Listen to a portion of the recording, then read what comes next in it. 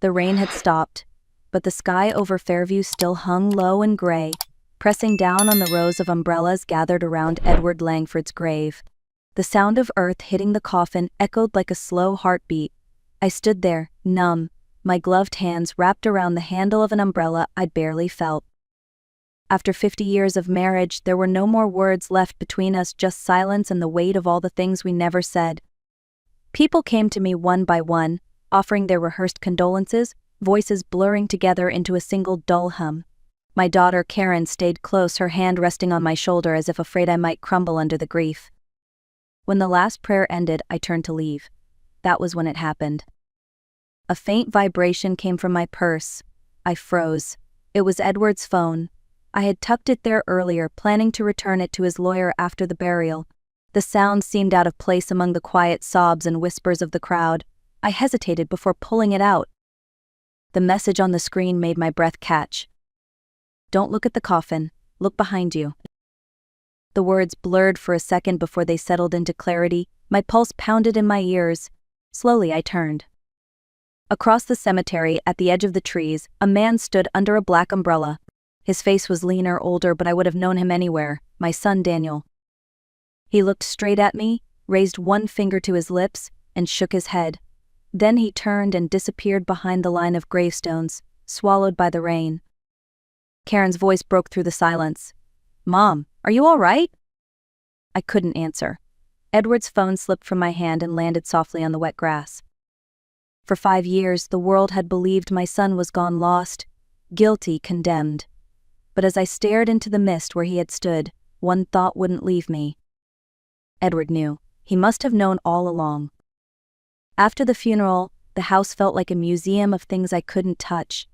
Edward's jacket still hung by the door, his slippers by the hearth, his books stacked neatly beside his chair. I wandered through the rooms like a stranger in someone else's life, half expecting to hear his cough, his footsteps, his voice. When night came, I couldn't sleep. I sat at his desk, staring at the screen of his phone, trying to make sense of that message. My heart still pounded with the image of Daniel's face. Was it really him, or had grief finally cracked something inside me?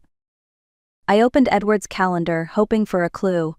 That's when I noticed it, the same entry repeated every month for the last 5 years. Maintenance barn. Our barn had been empty since the early 90s. The roof sagged, the doors warped, and Edward hadn't been strong enough to walk that far in years. What could he have been maintaining there?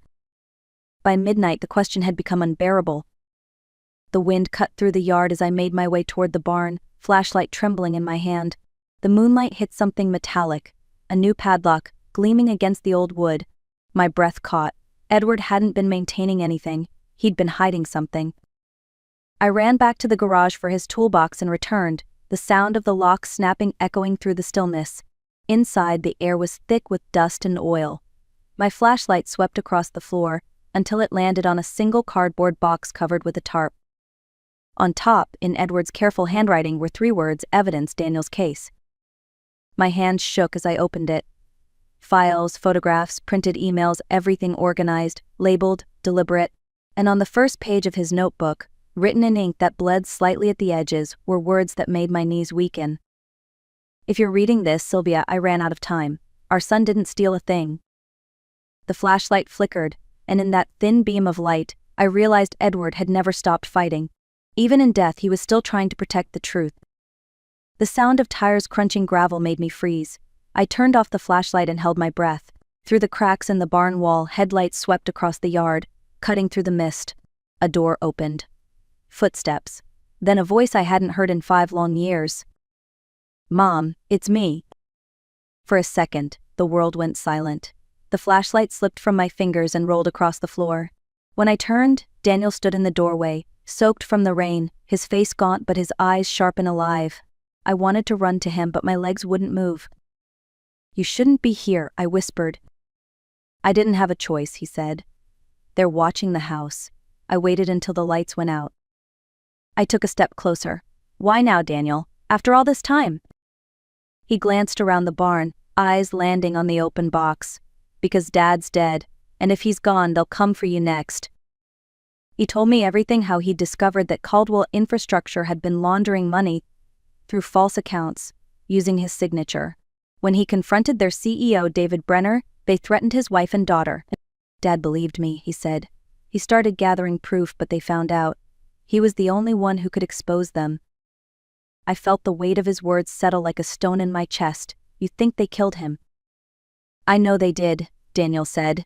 Catherine Lee, Dad's lawyer, told me his prescription was changed 2 weeks before he died. The dosage doubled. It wasn't an accident.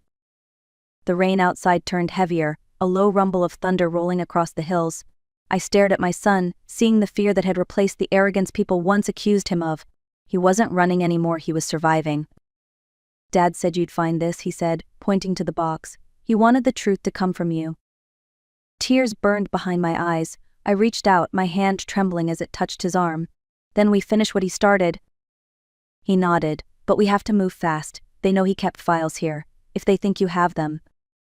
He didn't finish the sentence. He didn't have to. Outside, an engine started again. And I knew someone else was watching. The next morning, the house looked the same, but it no longer felt like mine. Every sound made me flinch: the hum of the refrigerator, the ticking clock, the rumble of a car outside. Daniel had slipped away before dawn, promising to contact me when it was safe. He left a note on the kitchen table that read simply, "Trust no one." By 10 o'clock, there was a knock at the front door. Through the window, I saw a man in a dark suit, holding a badge. He looked calm, professional, official. When I opened the door, he gave a practiced smile. "Mrs. Langford. I'm Special Agent Mark Weber, FBI. We're following up on an open case regarding your son." The badge looked real, but something about him didn't fit. His eyes never stayed still. They scanned the room behind me as if searching for something. I forced myself to speak evenly. "I haven't seen Daniel in years." He nodded, pulling out a small notebook. "If he contacts you, you need to tell us immediately. He's considered dangerous." "Dangerous?" I repeated, trying to sound surprised. "Yes, ma'am. For your safety, you shouldn't go anywhere alone." He handed me a card. "You can call me anytime." He left as politely as he'd arrived, but I watched his black sedan linger at the corner for several minutes before driving away. My hands were still trembling when another knock came, quieter, urgent. A woman stood on the porch, raincoat dripping, eyes darting nervously. "Miss Langford, my name's Catherine Lee. I was your husband's attorney." Her voice dropped. "That man who just left, he's not FBI. He works for Caldwell. They know Edward was investigating them. They think you have his files." Before I could reply, glass shattered in the kitchen. Bullets tore through the window, splintering the cabinets. Catherine grabbed my arm. "Run." We raced through the back door, the sound of gunfire following us into the rain. She didn't look back, and neither did I. That was the moment I understood Edward's war had become mine. I didn't remember how long we ran. The world blurred into rain and headlights and fear. Catherine led me through the trees, down an embankment, and into a narrow tunnel near the creek. The air smelled of dirt and rust. We crouched in silence until the sound of engines faded. When we finally emerged, we were miles from home. Catherine handed me a small flip phone and a folded note. "If they find me," she said, her breath unsteady, "call this number. It belongs to someone who can finish what Edward started." Before I could ask who, a single gunshot cracked through the trees. Catherine gasped, her knees buckling. I caught her before she hit the ground. Blood bloomed across her shoulder. She pressed the phone into my hand, whispering, "Run." Her voice was barely a breath. "Jessica McKenna, journalist." Then she went still. I ran. By dawn, the news broke. Elderly widow wanted for murder of local attorney. My photo was everywhere. They said I'd gone mad after my husband's death, that I'd killed his lawyer and fled. My daughter, Karen, appeared on television, eyes red, begging me to surrender. The betrayal stung worse than the fear. I hid in the basement of Grace Lutheran Church, a small brick building at the edge of town. Reverend Ellis Holloway, a man in his 70s with kind eyes, didn't ask questions. "You look like someone with truth to tell," he said. "Truth always has a place here." For 2 nights I stayed hidden beneath the church, the world outside spinning stories about me that weren't true. On the 3rd night I used the phone Catherine had given me. The voice that answered was calm, clear, and precise. "This is Jessica McKenna." I hesitated. "Catherine Lee gave me your name before she died." A pause. Then, "Mrs. Langford, I know who you are. I know about Caldwell. If you have what I think you do, we need to meet. Somewhere public. Where? I asked. Shenley Park, she said. By the fountain. Tomorrow morning. The call ended. For the first time since Edward's funeral, I had something I hadn't dared to feel. A plan. The next morning, Shenley Park was wrapped in fog, the kind that made everything look softer but feel more dangerous. I arrived early wearing a scarf and sunglasses, clutching the bag that held Edward's laptop. My hands wouldn't stop shaking. Jessica McKenna appeared right on time, mid-30s, sharp features, confident but cautious. She walked with purpose, scanning the area before sitting beside me on a bench. You brought it? She asked quietly. I nodded and handed her the laptop. Everything Edward found is their transfers, emails, photos. He was trying to clear Daniel's name. Jessica opened it, scrolling through the files. Her eyes widened. My God, this isn't just one company. These records connect Caldwell's CEO, David Brenner, to half the county government. She looked up. If this is real, you're sitting on the biggest corruption case in Pennsylvania in 20 years. Before I could respond, a man in a dark jacket passed us twice, his pace too slow, his glance too deliberate. Jessica's voice lowered. We're being watched. We split up. She took the laptop, promising to meet me later. I slipped into the park restroom, locking the stall door. My heart hammered so loudly I could barely hear the footsteps outside. A voice called my name once, then again, closer. I stood on the toilet seat, trying not to breathe. Minutes passed. Silence. When I finally opened the door, the park was empty. Jessica was gone. On the bench where she'd been sitting, I found a small flash drive wrapped in tissue. I pocketed it and walked away, forcing myself not to look back. That night, I returned to Grace Church. Reverend Holloway was waiting by the door. Did you find what you needed? I found enough, I said, but it's not over.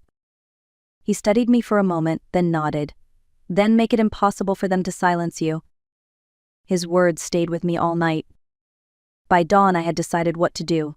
If they wanted me hidden, I would make myself seen. If they wanted my voice gone, I would speak louder. I was going to tell the world everything Edward died to prove. By noon the next day, the basement of Grace Lutheran Church had been turned into an impromptu newsroom. Reverend Holloway made calls to every journalist he knew, and word spread fast. Cameras, microphones, and curious faces filled the small room. The air buzzed with tension and disbelief. I stood behind a wooden podium that had once held hymn books. The flash drive Jessica left sat in my hand, warm from my grip. I wasn't trembling anymore. My name is Sylvia Langford, I began. 5 days ago, I buried my husband. The next day, I found proof that his death wasn't an accident. Every eye fixed on me.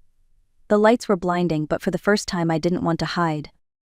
I told them everything: how Edward had uncovered a network of bribery and money laundering led by Caldwell's CEO, David Brenner, how local officials and even a judge were paid to protect the company, how my son Daniel had been framed to keep the truth buried. Each word felt like a release, years of silence finally cracking open. They called me delusional, I said. They called my husband paranoid. But grief doesn't make you crazy. It makes you see what others refuse to. As I spoke, a man burst through the doors. Mark Weber, the fake FBI agent. His voice thundered through the room. This ends now, Mrs. Langford. Reporters turned their cameras on him. Weber advanced, his men close behind. You're under arrest, he shouted. But before he could reach me, another command cut through the noise. Drop your weapon, Weber. Real FBI agents flooded the basement, weapons drawn. The lead agent, Jennifer Moss, stepped forward, badge in hand. Marcus Weber, you are under arrest for impersonating a federal officer and obstruction of justice. The cameras caught every second. The room erupted in chaos, flashes, shouting, disbelief. Agent Moss turned to me, her voice steady. Mrs. Langford, you're safe now. We've been following this investigation for months. Your broadcast gave us what we needed. For the first time in days, I let out the breath I'd been holding. Edward's truth had finally reached the light. The following week, the headlines told the story better than I ever could. Caldwell executives arrested in major corruption scandal. County officials and judge implicated. False fraud charges against Daniel Langford dismissed. The photographs showed men in suits being led away in handcuffs, faces pale under flashing lights. The same town that once whispered behind my back now spoke my name with something close to respect. Daniel's record was cleared. The FBI confirmed that the evidence my husband collected had exposed a multi-million-dollar network of bribery, fraud, and murder for hire. The people who had destroyed our lives were finally paying for it. A few days later, Daniel came home. He stood in the doorway of the farmhouse, the morning light spilling across the worn floorboards. For a moment, neither of us spoke. Then he smiled a tired, real smile. "It's over, Mom," he said. I reached for his hand. "No," I told him softly. "It's beginning." Now, months later, the house feels alive again. Karen visits every weekend with her daughter, Lily, who fills the rooms with laughter I thought I'd never hear again. Daniel started working with a nonprofit that investigates financial crimes. Sometimes he jokes, "Guess I got that from Dad." Every morning I walk out to the garden where Edward used to spend his Sundays. The roses he planted had nearly died while everything was falling apart, but they've started to bloom again, defiant, beautiful, alive. I kneel by his grave and tell him about the trial, about Daniel's freedom, about how Lily looks just like him when she smiles. "You were right, Ed," I whisper. "Truth doesn't die. It just waits for someone brave enough to carry it." When I go back inside, the house no longer feels haunted. It feels restored not by justice alone, but by faith, by family, by love. If there's one thing I've learned, it's this: courage doesn't always roar. Sometimes it's the quiet decision to keep standing when the world wants you silent. You're never too old to fight for what's right. And you're never too broken to start again.